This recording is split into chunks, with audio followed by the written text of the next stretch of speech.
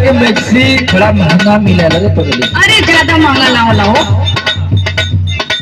अरे तुम देखिला कि लेके आवे नहीं बड़ा महंगा बताओ ना के कपारे लादी सब लोग।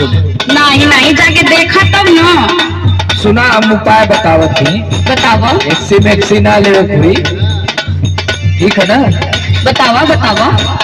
काहे ना फूकी धन तोहा के गरमिया कब हो बुलार में ना डाले लुकनिया।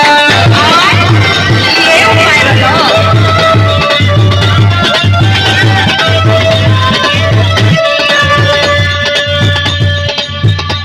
और देखो ऐसे ही कूलर फेंकल है ओकर मोटर सोटर खराब भइल है। अरे वो पुरान हो। कुल चीज तो के नया चाहिए।